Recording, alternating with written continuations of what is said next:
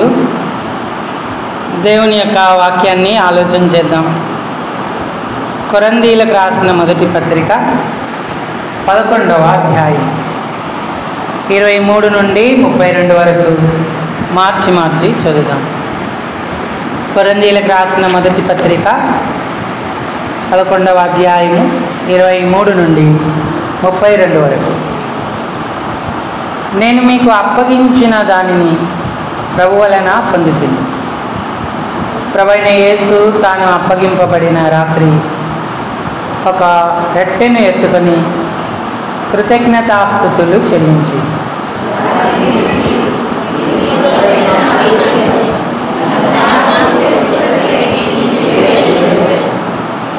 ఆ ప్రకారమే భోజనమైన పిమ్మట ఆయన పాత్రను ఎత్తుకొని, ఈ పాత్ర నా రక్తంలోనైన క్రొత్త నిబంధన, మీరు దీనిలోనిది త్రాగునప్పుడల్లా నన్ను జ్ఞాపకం చేసుకొనుటకై దీన్ని చేయడని చెప్పాను.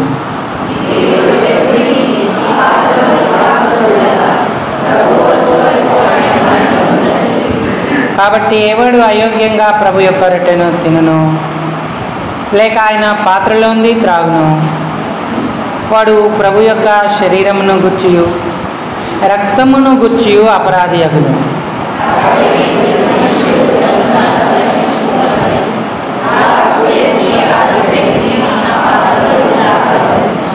ప్రభువు శరీరమని వివేచింపక తిని త్రాగువాడు తనకు శిక్షావిధి కలుగుటకే తిని త్రాగుచున్నాడు.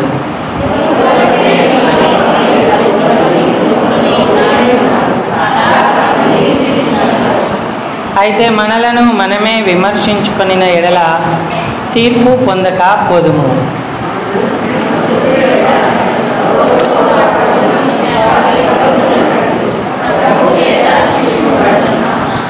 అలాగనే పేతురు రాసిన మొదటి పత్రిక, కొత్త నిబంధన గ్రంథంలో పేతురు రాసిన మొదటి పత్రిక, కొన్ని బైబిల్లో 216వ పేజీ, 4వ అధ్యాయం, 216వ పేజీ, మొదటి పేతురు పత్రిక 4వ అధ్యాయము, మొదటి వచనం. అంటే ధరించుకొనుడి, అక్కడి వరకు మాత్రమే చదువుదాం. 4వ అధ్యాయం మొదటి వచనం. క్రీస్తు శరీరమందు శ్రమపడెను కనుక మీరును అట్టి మనస్సును ఆయుధముగా ధరించుకొనుడి. మరొకసారి చదువు. క్రీస్తు శరీరమందు శ్రమపడెను కనుక మీరును అట్టి మనస్సును ఆయుధముగా ధరించుకొనుడి. చాలండి. చదువుకున్న లేఖన భాగం చేరిరాగలిగిన మన హృదయాలకు ఈ మధ్యాహ్న కాల సమయం ప్రభు యొక్క రక్తదేహాలలో పాల్పొందు నిమిత్తమై హెచ్చరికగా, పురికొల్పుగా, ఆశీర్వాదకరంగా, దీవెనకరంగా ప్రేమగల దేవుడు చేయునుగాక. ఆమేన్. ప్రభు ప్రజలారా, ప్రభువునందున్న ప్రియమైన వారులారా, మన ముందు ఆయన రక్తదేహాలు ఉంచబడ్డాయి. రక్షణ పొంది నీటి బాప్తిస్మలో సాక్ష్యం ఇచ్చిన వారు సంఘముగా కూర్చబడిన తర్వాత దేవుడు వారికి నియమాన్ని పెట్టాడు. అపోస్తలుడైన పేతురు సంఘాన్ని ఏర్పరిచినప్పుడు వారికి ఈ నియమాన్ని స్థిరపరిచాడు. అపోస్తలుల కార్యాలు 2వ అధ్యాయము 42వ వచనం. వీరు అపోస్తలుల బోధయందును సహవాసమందును రొట్టె విరుచుటయందును ప్రార్థన చేయుటయందును ఎడతెగకయుండిరి అన్నాడు.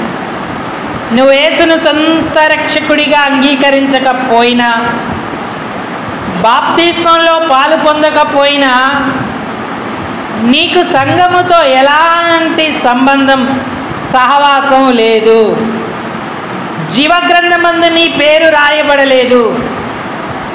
ఒకవేళ ఈ లోకంలో ఉన్న సంఘ సభ్యుడిగా నువ్వు ఉన్నా, సంఘంతో కలిసి సాగిన, పాడిన, పరిచర్య చేసిన, పాపక్షమాపణ లేకపోతే నువ్వు పరలోక రాజ్యానికి చేరలేవు. ఆయన సంకల్పమైన బాప్తీసంలో సాక్ష్యం ఇవ్వకపోతే ఆయనతో, ఆయన ప్రజలతో వాక్యానుసారమైనటువంటి సహవాస అనుభవాన్ని కలిగి ఉండలేవు. కాబట్టి ఇక్కడ కూర్చున్న వారిలో ఇంకా ఎవరైనా యేసు ప్రభువును సొంత రక్షకుడిగా అంగీకరించకపోతే ఇప్పుడే హృదయం తెరిచి ప్రభువును చేర్చుకోండి, రక్షణ పొందండి, నరకపు స్థితి తొలగించుకోండి. ఆయన సంకల్పం నెరవేర్చుకోకుండా ఉంటే ఇప్పుడే నిర్ణయించుకోండి. ఎందుకంటే బాప్తిస్మం మనుష్యుడు ఏర్పరిచింది కాదు, దేవుడే ఏర్పరిచాడు. ఆయన వాక్యం అంగీకరించిన వారు తమ విషయమైన దేవుని సంకల్పాన్ని నెరవేర్చుకొనిరి అన్నాడు. కాబట్టి వెనుకడుగు వేయొద్దు. దేవుడిని సంతోషపరిచే సమయం. పాపులమైన మన కొరకు ఆయన ప్రాణం పెట్టాడు. మంచి తీర్మానంతో నీటి బాప్తిస్మంలో వాక్యానుసారమైన అనుభవంతో సాక్ష్యం ఇచ్చే వారంగా ఉండాలి. ఏదో బంధువుల బలవంతం మీదనో, పెళ్లి కోసమో, లేదా ఇతరమైన ఒత్తిడిల కోసమో బాప్తిస్మం తీసుకోవద్దు. అది బాప్తిస్మంగా దేవుని దృష్టిలో ఎంచబడదు. ఒక పాపి పశ్చాత్తాపడి పాపమొప్పుకొని ప్రభువును రక్షకుడిగా అంగీకరించినప్పుడే నీటి బాప్తిస్మం ఆయన సంకల్ప నెరవేర్పుకు ఆయన దృష్టిలో ప్రియమైనదిగా ఎంచబడుతుంది. అప్పుడు ఆయన అంటాడు, ఈయనే నా ప్రియకుమారుడు, ఈయన యందు నేను ఆనందించుచున్నాను అని. కాబట్టి వాక్యానుసారమైన నీటి బాప్తిస్మంలో మనం సాక్ష్యం ఇవ్వాలి, ధన్యులమవుతాం. సంఘంలో చేర్చబడిన తర్వాత దేవుని పిల్లలమైన మనం ఆయన రాకడ కొరకు సిద్ధపడుతూ ఎదురు చూస్తూ ఉండాలి. యేసయ్య రాకడ వచ్చిన తర్వాత సిద్ధపడడానికి ఏమీ ఉండదు. మన మరణం వచ్చిన తర్వాత సిద్ధపడడానికి ఏమీ ఉండదు. ముందే సిద్ధపడాలి. ప్రయాణానికి ముందే మనం సిద్ధపడతాం. బస్సు వచ్చిన తర్వాత సిద్ధపడతాను, ట్రైన్ వచ్చిన తర్వాత సిద్ధపడతానంటే మనం ఎప్పుడు సంపూర్ణ స్థితిలోకి వెళతాం? అవి మన కాలాన్ని, మనలను దాటిపోయే ప్రమాదం ఉంది. అందుకని సమయం ఉండగానే ఇల్లు చక్కబెట్టుకో అన్నారు, లేదా దీపం ఉండగానే ఇల్లు చక్కదిద్దుకో అన్నారు. నీకు దేవుడు ఆయుష్ ఇచ్చాడు, ఆరోగ్యం ఇచ్చాడు, క్షేమం ఇచ్చాడు. ఇప్పుడే నువ్వు దిద్దుకొని, ఇప్పుడే నీవు సిద్ధపడి ఆయన రాకడ కొరకై ఎదురు చూచేవాడముగాను, ఎదురు చూచేటువంటి దానవుగాను ఉండాలని ప్రభు కోరుతా ఉన్నాడు. కాబట్టి ప్రియులారా, అలాంటి అనుభవంలో మనం ఉన్నామా? ఈ అంత్య దినాలు అపాయకరమైన కాలాలలో ఉన్నాం. కొంచెము నిర్లక్ష్యం ఎంతో ఘోరమైన వెల మనం చెల్లించాల్సి వస్తుందని గుర్తుంచుకోవాలి. ఒక దైవజనుడు ఈ విధంగా చెప్పాడు. ఏమన్నాడంటే, don't away your weapon because Satan is smiled అన్నాడు. అంటే అర్థం ఏంటంటే, నీ ఆయుధమును పక్కన పెట్టకు సాతాను, ఎందుకంటే సాతాను చిరునవ్వు చిందిస్తున్నాడు అన్నాడు. నీ ఆయుధాన్ని పక్కన పెట్టకు, ఎందుకంటే సాతాను చిరునవ్వు చిందిస్తున్నాడు అన్నాడు. నువ్వేం చేయక్కర్లే. ఆత్మ సంబంధమైన ఆయుధాలు దేవుడు మనకిచ్చాడు. వాటిని ఎప్పుడైతే మనం పక్కన పెడతామో సాతానుకు చాలా సంతోషం. మీరు ప్యాషన్ ఆఫ్ ద క్రైస్ట్ అనే చిత్రం చూసుంటారు, తెలుగులో కూడా వచ్చింది. యేసుప్రభు వారిని సిలువ వేసేటప్పుడు కొరడా దెబ్బలు కొట్టించి విడిచిపెడతాను అని పిలాతు చెప్పి కొరడా దెబ్బలకు అప్పగించినప్పుడు ఒక్కొక్క కొరయ దెబ్బ ఆయన వీపును చీలుస్తూ ఉంటే అక్కడున్నటువంటి మరియా, ఇతర ఆయనను వెంబడించినటువంటి ప్రజలు, అలాగనే పిలాతు భార్య దుఃఖపడుతూ ఉంటుంటే వారి మధ్యలో నుంచి సాతాను మెల్లిగా తిరుగుతూ ఉంటాడు. వాడొక చంటి బిడ్డను చేతిలో పట్టుకొని యేసు వైపు చూచుచు ఆ చంకలో ఉన్న బిడ్డ ఆయన వైపు తిరిగి చిరునవ్వు చిందిస్తూ ఉంటాడు. యేసు నీకు చాలా మంచిగా అయింది అని పరిహాసపు అపహాస్యపు నవ్వును నవ్వుతూ ఉంటాడు. ఈనాడు విశ్వాసులమైన మనం మన ఆయుధాలను పక్కన పెడితే మనల్ని చూసి కూడా వాడు వెంటకారంగా నవ్వుతాడు, చిరునవ్వు చిందిస్తాడు, పరిహాసం ఆడేటువంటి వాడిగా, పరిహాసము చేసేటువంటి వాడిగా వాడు ఉంటాడు. కాబట్టి నీవు దేవుని రాకడ కొరకు సిద్ధపడాలంటే ఆత్మ సంబంధమైన ఆయుధాలను ధరించుకొని ఉన్నావా? మనం పోరాడుతున్నది శరీరులతో కాదు అన్నాడు. మా యుద్ధోపకరణాలు శరీర సంబంధమైనవి కావు కానీ అవి ఆత్మ సంబంధమైనవి అని దేవుని వాక్యం సెలవిస్తూ ఉంది. మొట్టమొదట ఒక విశ్వాసికి ఉన్నటువంటి ఆయుధం ఏంటంటే ప్రార్థనయే వారి ఆయుధం. సంఘానికి ఉన్న ఆయుధం ప్రార్థనే, నీ కుటుంబానికి ఉన్న ఆయుధం ప్రార్థనే, వ్యక్తిగత నీ జీవితానికి ఉన్నటువంటి ఆయుధం ప్రార్థనే. ఎందుకంటే అపోస్తుల కార్యములు 12వ అధ్యాయం 5వ వచనంలో రాయబడి ఉంది,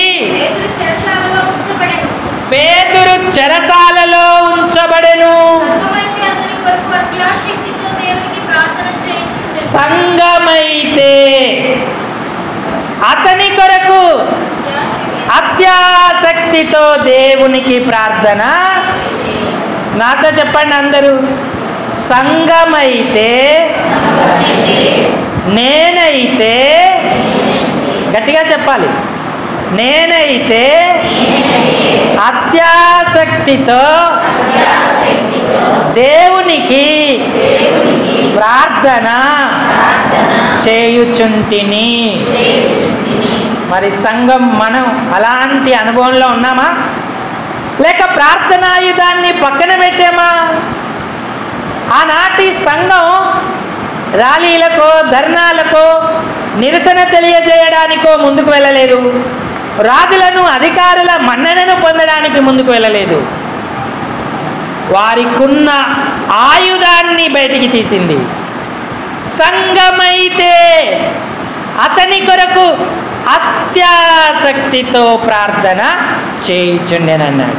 ఏనాడా ఆ ప్రార్థన అనే ఆయుధం తుప్పుపట్టిపోయింది మన జీవితాలలో, ఎక్కడో పక్కన పడేశాం. అందుకే ఈ తరం వారిని దేవుడు అన్నాడు, సోమరివైన చెడ్డ తరము వారలారా అన్నాడు. సోమరితనం ఉంది, రెండోది చెడ్డతనము ఉంది అన్నాడు. సోమరిదైన చెడ్డతరం వారులకి నేను ఏ విధంగా పిలిపివ్వాలి? పిల్లన గోవిని ఊదితిని, మీరు పలకరైతిరి అన్నాడు. మీరు నాట్యమాడరైతిరి, సంత వీధులలో పిలుపులాటలాడుకొని పిల్లకాయలను పోలి ఉన్నారు అన్నాడు. మనం సోమరిగా చెడ్డతరంలో ఉన్నవారిగా ఉన్నాం. మన ప్రార్థన ఆయుధను పదులు పెడతా ఉన్నామా? రోజుకి ఎన్ని గంటలు లేదా ఒక గంట అయినా నువ్వు ప్రార్థిస్తున్నావా? సంఘముగా సంఘముతో ఎంత సమయాన్ని ఈ వారంలో నువ్వు దేవుని దగ్గర గడిపావు? ఈ రాకడ దినాల మధ్య నిన్ను సిద్ధపరచుకోవాలంటే ప్రార్థన ఆయుధం ఒక్కటే నీకు ఆధారం. ఆ ఆయుధం నీ దగ్గర లేకపోతే సాతాను నిన్ను చూచి, నీ కుటుంబాన్ని చూచి, నీ సంఘాన్ని చూచి ఆ సాతాను చిరునవ్వు చిందించేటువంటి వాడిగా ఉంటాడు. నువ్వెంతకాలం అదే స్థితిలో ఉంటావు? ప్రార్థన చేస్తే ప్రభు కార్యాలు చేస్తాడు, సాతానుకు తెలుసు. అందుకే నీకు ప్రార్థన చేయనీయకుండా ఆటంకాలను, అభ్యంతరాలను పెడతా ఉంటాడు. వాటిని నువ్వు సులువుగా ఎరగగలిగి వాటిని ఛేదించి నువ్వు ప్రార్థనలో ఏకీభవించాలి. సంఘముగానైనను వ్యక్తిగతంగానైనను మనం దేవుని దగ్గర ప్రార్థనాయుధాన్ని చేపట్టే వారంగా ఉండాలి. యోనాను దేవుడు ఏమన్నాడు? ఓయి నిద్రపోతా, నీకేమి వచ్చింది? లేచి నీ దేవుని ప్రార్థించుము అన్నాడు. ఎందుకు? ప్రపంచమంతా అల్లకల్లోలమైన పరిస్థితుల్లో ఉంటుంటే సముద్రం మీద పెద్ద తుఫాను వచ్చి సరుకులు పారవేశారు, అన్ని సామాన్లు సముద్రం పాలు చేశారు. చివరికి వారి ప్రాణాలు దక్కించుకుందామన్న నమ్మకం లేక ప్రతి వాడు తన దేవతను ప్రార్థిస్తున్నాడు.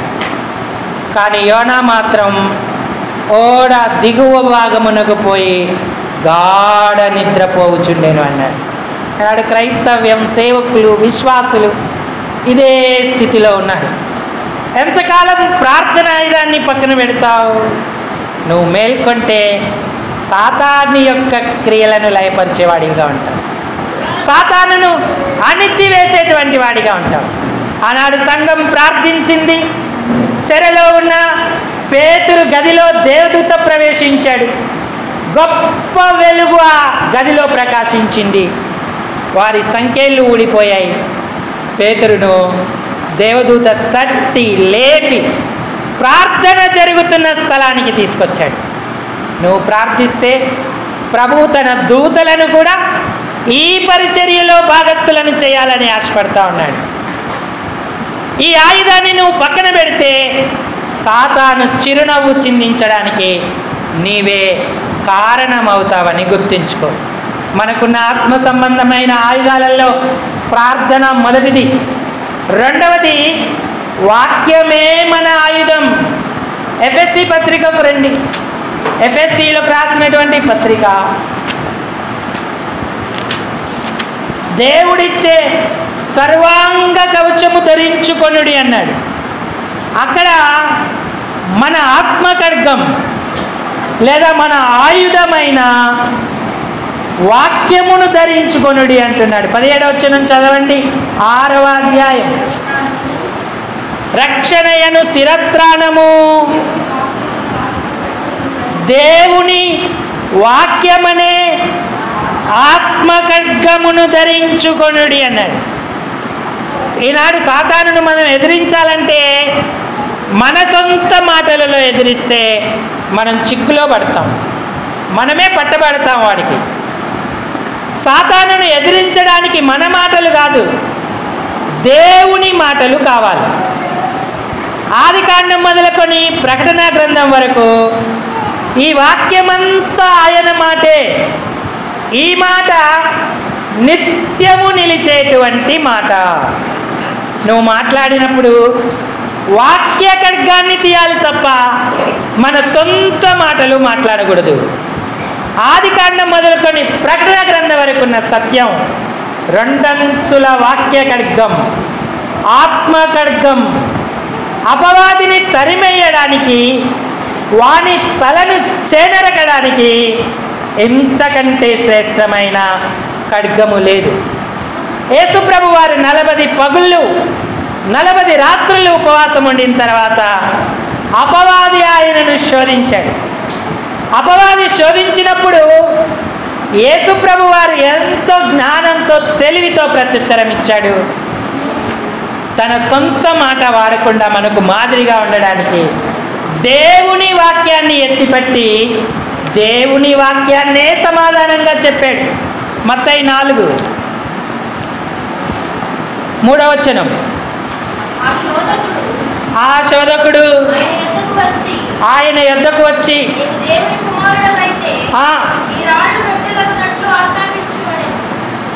చదవండి అమ్మా. అందుకైన మనుషుడు రొట్టె వలన మాత్రము కాదు కానీ ప్రతి మాట వలనను జీవించునని వ్రాయబడి ఉన్నది. ఇది నా మాట కాదు. ద్వితీయోపదేశ కాండంలో యెహోవా ఈ మాట చెప్పాడు అని చెప్పి వ్రాయబడి ఉన్నది అని ప్రకటన చేశాడు. ఇక అపవాదికి అక్కడ గెలవడానికి అవకాశం లేక మరొక శోధన అతని జీవితంలో తీసుకొచ్చాడు. ఆ అపవాది పరిశుద్ధ పట్టణానికి ఆయన తీసుకెళ్ళి దేవాలయ శిఖరం మీద నిలవబెట్టి, నీవు దేవుని కుమారుడవైతే కిందికి దూకు, ఆయన నిన్ను గూర్చి తన దూతలకు ఆజ్ఞాపించును, అవి పాదములకు రాయి తగలకుండా నిన్ను చేతులతో ఎత్తి కొందురు అని. రెండోసారి సాతాను వాక్యాన్ని చూపించి భ్రమపరుస్తూ ఉన్నాడు. వ్రాయబడి ఉన్నది అని సాతాను కూడా చెప్తా ఉన్నాడు. 91వ కీర్తనలో రాయబడి ఉన్న మాట చెప్తా ఉన్నాడు. అప్పుడు యేసయ్య ఏమన్నాడు? ప్రభు అయిన నీ దేవుని శోధింపకూడదని మరి ఒక చోట రాయబడి ఉన్నది అని వానితో చెప్పాను అన్నాడు. కావాలని దూకితే 2 కాళ్ళు విరిగిపోతాయి. ఏదో నువ్వు ఆకస్మికంగా అనుకోని ప్రమాదంలో చిక్కితే దేవదూతలకు ఆయన ఆజ్ఞాపిస్తాడు, నిన్ను కాపాడుతారు అని. ఆ వాక్యం యొక్క ఉద్దేశము.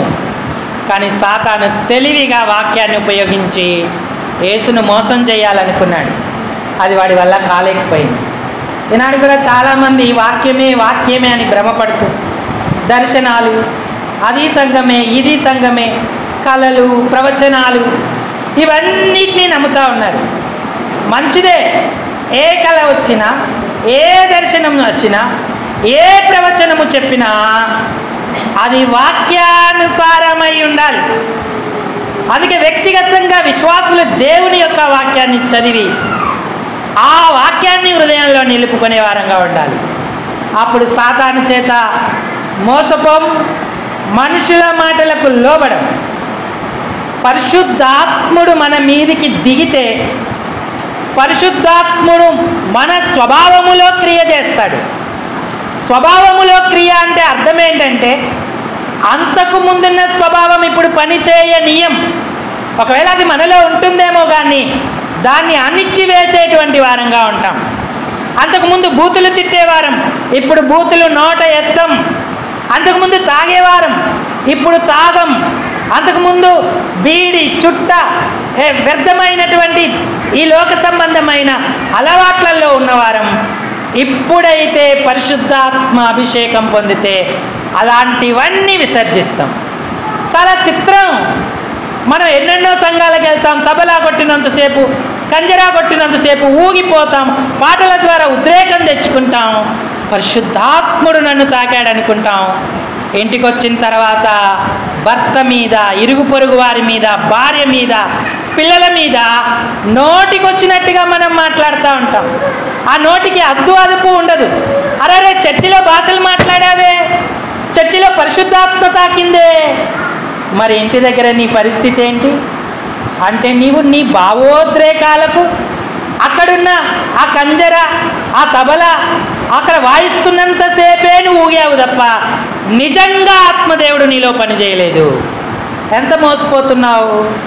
నువ్వే సంఘానికి, సావాసానికి వెళ్ళినా నిజమైన అనుభవాన్ని పొందుకుంటే నువ్వు ధన్యుడు అవుతావు. నువ్వు వాక్య ఖడ్గాన్ని, నీ ఆత్మ ఖడ్గాన్ని పక్కన పెడితే సాతానును జయించలేవు.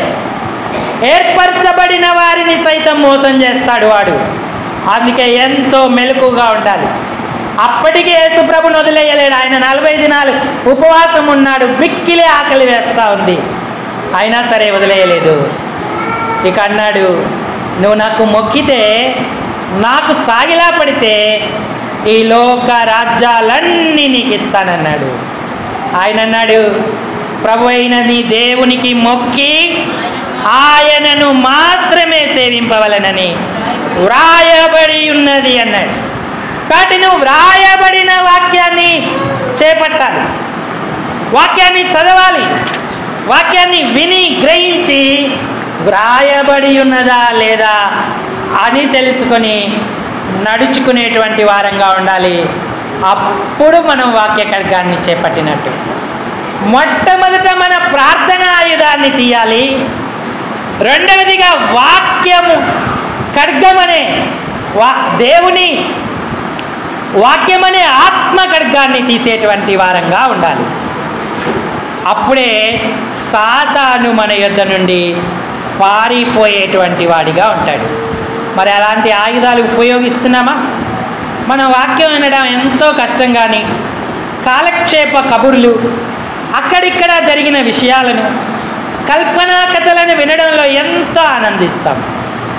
అపవాది మనల్ని చూచి ఆ పరిహాసపు నవ్వునే నవ్వుతాడు. పర్వాలేదులే, నేను అనుకున్నట్టుగానే సంఘాన్ని సేవకులు సంతోషంగా ఉంచుతున్నారు, సేవకులు కూడా ప్రజలు కూడా సంతోషంగా ఉన్నారు, వారు ఈ కల్పనా కథల్లో కాలం గడుపుతున్నారు, సత్యాన్ని తెలుసుకోవట్లేదని వాడు సంతోషించేటువంటి వాడిగా ఉంటాడు. అటు నిజమైన ఆత్మ ఖడ్గాన్ని నువ్వు ధరిస్తున్నావా? ఎందుకంటే మన శత్రువుని ఎదుర్కోవడానికి వాక్యమే మనకు ఆధారం. శత్రువులను ఎదుర్కొని సర్వాంగ కవచమై యుద్ధమునకు సిద్ధ మనసు ఇచ్చుచున్నది. శత్రువులను ఎదుర్కొని సర్వాంగ కవచమై యుద్ధమునకు సిద్ధ మనసు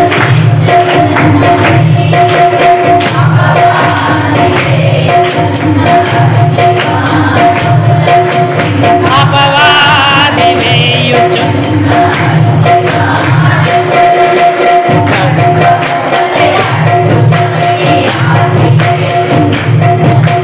ఖడ్గము వలె అడ్డుకొని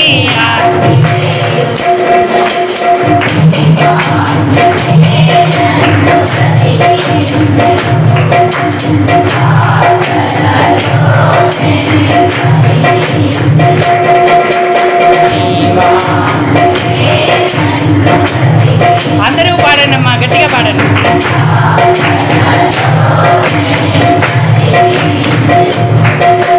కృపాశక్తి దయాశక్తి సంపూర్ణ వాక్యమై ఉన్న వందనమయ్యా.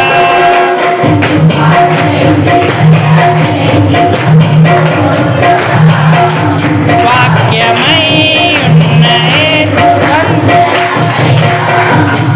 నీ వాక్యమే నన్ను బ్రతికించు.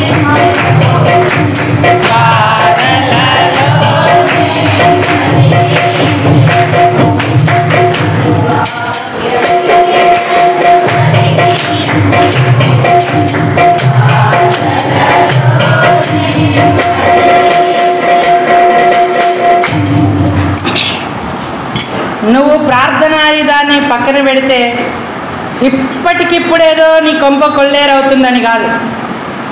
నువ్వు వాక్య ఖడ్గాన్ని పక్కన పెడితే నీకేదో ప్రమాదం ఇప్పటికిప్పుడే ముంచుకొస్తుందని కాదు. అంత సవ్యంగా నెమ్మదిగా సాగుతూ ఉంటుంది. కానీ గర్భిణీ స్త్రీకి అకస్మాత్తుగా ప్రసవం నొప్పులు వచ్చినట్టుగా వారి పరిస్థితి ఉండును అన్నాడు. కాబట్టి ప్రియులారా, ఎంత మెలకువగా ప్రార్థన చేసుకోవాలి, ఎంత మెలకువగా వాక్య ఖడ్గాన్ని మనం చేపట్టే వారంగా ఉండాలి. వాక్యాన్ని చదవాలి, వాక్యాన్ని రాయాలి. అపవాదికి అవకాశం లేకుండా మనల్ని మనం సిద్ధపరచుకోవాల్సిన వారంగా ఉన్నాం. మూడవదిగా పేతురు మొదటి పత్రికలో 4వ అధ్యాయంలో అంటున్నాడు. మొదటి వచనం చదవండి. క్రీస్తు శరీరమందు శ్రమపడెను గనుక మీ ఆయుధము శ్రమకు సిద్ధమైన మనసు. శ్రమ నుండి పారిపోయే మనసు కాదు. క్రీస్తు శరీరమందు శ్రమపడెను గనుక మీరును అట్టి మనస్సును ఆయుధముగా ధరించుకొనుడి అన్నాడు. ఈనాడు నీ మనసు సుఖాలు, సంతోషాలు, ఆనందాలు కోరుతుందా? లేక శ్రమకు సిద్ధంగా ఉన్న మనసును సిద్ధపరచుకుంటున్నావా? అదే నీ ఆయుధం. యేసుక్రీస్తు వారి పక్షంగా విశ్వాసముంచుట మాత్రమే కాదు, శ్రమపడుటయు మీకు అనుగ్రహింపబడేను అన్నాడు. ఇది శ్రమల కాలమే.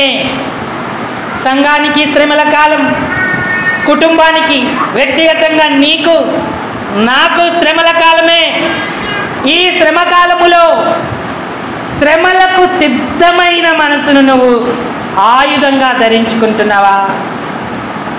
ఎందుకు? సాతాను ఎవరిని మృంగుదునా అని గర్జించు సింహము వలె వెతుకుచూ తిరుగుచున్నాడు.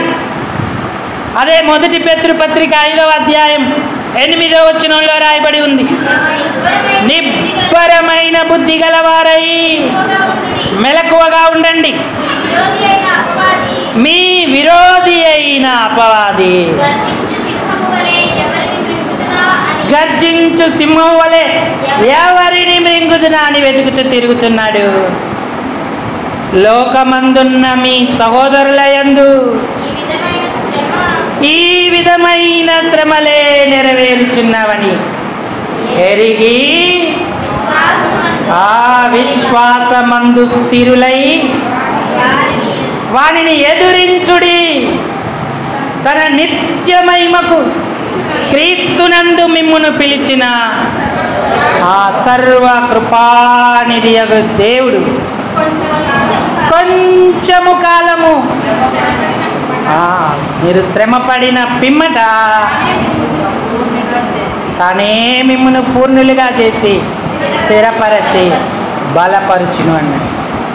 నా దాకా రాలేదులే, నాది కాదులే అనుకుంటే మనం ఎంతో భ్రమలో ఉన్నామని అర్థం. ప్రియులారా, నీ మనసు శ్రమకు సిద్ధమైన మనసుగా ఉందా? నేను శ్రమలకే ఏర్పరచబడ్డానని గుర్తిస్తున్నావా? చూడక్కర్లేదు, నిప్పురవ్వలు పైకి ఎగిసినట్లు శ్రమానుభవమునకే నరులు పుట్టుచున్నారు అన్నాడు. అందరి నరుల గురించి ఆ మాట చెప్పబడింది. పుట్టిన ప్రతి నరుని గురించి. ప్రతి నరుడి శ్రమానుభవానికే పుడుతున్నట్టయితే మరి క్రీస్తులో పుట్టిన మనం అది మరీ నిశ్చయంగా మన అనుభవం కదా. క్రీస్తునందు జన్మించిన వారు శ్రమ అనుభవించుటకే పుడుతున్నారన్న విషయాన్ని గుర్తుంచుకోవాలి. అవును, నేను శ్రమకే పుట్టానన్న మనసును ఆయుధముగా ధరించుకుంటే అపవాదిని ఎదిరిస్తాం, వాడు పారిపోయేలా చేస్తాం. మనం ఆయన యొక్క రాకడ కొరకు సిద్ధపడుతూ సంపూర్ణమైన దేవుని కృపను అనుభవించేటువంటి వారంగా ఉంటాం. ఈ దినాల మధ్య నెరవేరుతున్న సూచనలు, శ్రమలు అంత్య దినాల మహాశ్రమల కాలాన్ని తలపిస్తూ ఉన్నాయి. ఆ కాలంలో యోహాను ఒక సంఘటన జరుగుతుందని రాశాడు. ఏమని రాశాడు చూద్దాం. ప్రకటన గ్రంథం 11వ అధ్యాయము 10-11 వచనాలు. ఆ ఇద్దరు ప్రవక్తలు భూనివాసులను బాధించినందున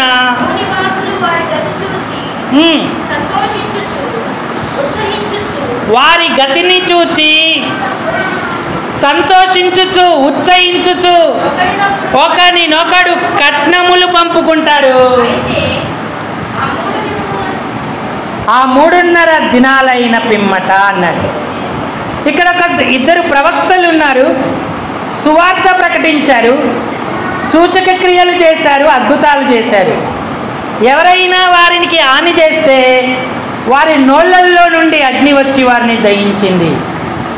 సువార్తను నమ్మక దేవుని క్రియలను మహిమపరచక ఈ సేవకులు ఎప్పుడు చస్తారా అని ఎదురు చూస్తూ వచ్చారు. వారి పరిచర్య పూర్తయింది, వారు చనిపోయారంటే సాతాను దూత వచ్చి వారితో యుద్ధము చేశాడు, వారు చనిపోయారు. వారిద్దరి శవాలు ఆ వీధుల్లో పడి ఉన్నాయి. ఆ వీధుల్లో పడి ఉన్న శవాలను సమాధిలో పెట్టనివ్వలేదు.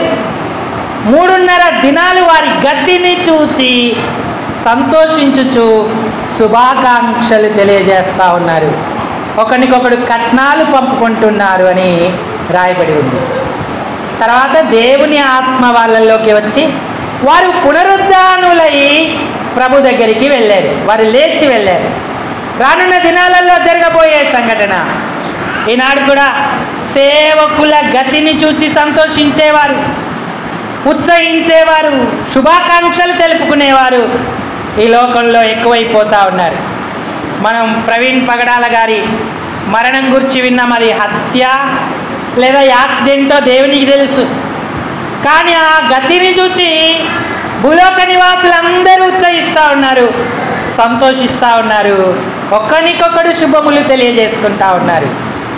వారి దేవత ఈ విజయం ఇచ్చిందని ఆనందపడతా ఉన్నారు. అయితే ఈ ఘటనలు మనకి ఏం తెలుపుతున్నాయంటే దేవుని వాక్యము నెరవేరుతూ ఉంది, ప్రభు రాకడకు సూచనలు నెరవేరుతూ ఉన్నాయి, ప్రవచనాలు నెరవేరుతూ ఉన్నాయి. సాతాను ఎంత పరిహాసం, ఎంత వ్యంగ్యం, ఎంత వెటికారాన్ని కలుగజేస్తున్నాడో చూడండి. ఇక ఒక సహోదరి అయితే ఇంకా పాట పాడుతూ ఉత్సాహంగా చనిపోయాడు అని సంబరాలు చేసుకుంటా ఉంది. మరి ఇలాంటి దినాల మధ్య మనం ఉన్నాం, గుర్తిస్తున్నామా? దేవుని ఏర్పాటు కొరకు సిద్ధపడతా ఉన్నామా? ఆయన యొక్క సంకల్పాన్ని గ్రహిస్తున్నామా? ఈ 3 ఆయుధాలు చేపట్టే వారంగా ఉన్నామా? మనం ఇంకా పిలుపులాటలాడుకునే పిల్లకాయలనే పోలి ఉన్నాం. దేవుని నమ్మకత్వాన్ని, వ్యక్తిత్వాన్ని గుర్తించట్లేదు. దేవుని వాక్యంలో రాయబడి ఉంది, ఆయన చేయునదంతయు నమ్మకమైనది. ఇక ఆయన మీద సనుగులు గొడుగులు, ఆయన వ్యక్తిత్వం మీద నిందలు వేయకూడదు. ఆయన ఏమై ఉన్నాడో అలాగే మనం అంగీకరించాలి. మనకు ఆర్థిక పరిస్థితులు బాగలేకపోయినా, అప్పుల్లో కూరుకుపోయిన, అనారోగ్యంలో ఉన్న, ఎలాంటి శ్రమలు మనం అనుభవిస్తున్నప్పటికీ కూడా ఆయన చేయునదంతయు నమ్మకమైనది. నా దేవుడు నా జీవితంలో నమ్మకంగా ఉన్నాడని చెప్పగలిగితే మనం ధన్యులమవుతాం. మరణము కూడా మనకు ఆశీర్వాదం అవుతుంది. అసలు మరణం క్రీస్తులో ఉన్న వారికి ఎన్నటికీ కీడు కాదు, అది గొప్ప దీవెన. దేవునితో యుగయుగాలు ఉండడానికి వెళతాం, ఆయనతో సావాసం చేసే భాగ్యం మనకు లభిస్తూ ఉంటుంది. కాబట్టి ప్రియులారా, ఈనాడు మనం ఎన్ని ఆయుధాలు పక్కన పెట్టాం. ఆత్మ సంబంధమైన ఆయుధాలు ధరించుకోకపోతే సాతాను యొక్క వలలో చిక్కుకుంటాం. మొదటిది, ప్రార్థన ఆయుధాన్ని పక్కన పెట్టద్దు. రెండవది, వాక్యం అనే ఆయుధాన్ని పక్కన పెట్టద్దు. మూడవది, శ్రమకు సిద్ధమైన మనసు ఆయుధముగా ఎల్ల వేళలా మనం ధరించుకునేటువంటి వారంగా ఉండాలి. అందుకే యోబు కదల్చబడలేదు, 2 అంతల ఆశీర్వాదాన్ని పొందాడు. ఏ పరిస్థితి ఇచ్చినా కూడా యెహోవాను స్తుతించడానికే సిద్ధపడ్డాడు. యెహోవాకే తన జీవితాన్ని అప్పగించాడు. ఆయన ఆరాధించి గణపరిచినటువంటి వాడిగా ఉన్నాడు. సాతాను శోధనకు లొంగుతున్నామా, జయిస్తున్నామా? మనం వెళ్ళే మార్గం అంతా ఆయనకు తెలుసు. ఆయనకు అప్పగించుకొని నమ్మకంగా ఆయనని సేవిస్తే నమ్మకమైన వారికి మెండైన దీవెనలు కలుగునన్నట్టుగా గొప్ప దీవెనాశీర్వాదాలతో మనం నింపబడతాం. సమయం ఉండగానే, అవకాశం ఉండగానే మనం ఆ ఏర్పాట్లోకి వద్దాం. దేవుడి కొద్ది తలంపులను దీవించునుగాక. అందరూ తలలు వంచి కళ్ళు మూసుకొని మనం ప్రార్థనలోకి వెళదాం.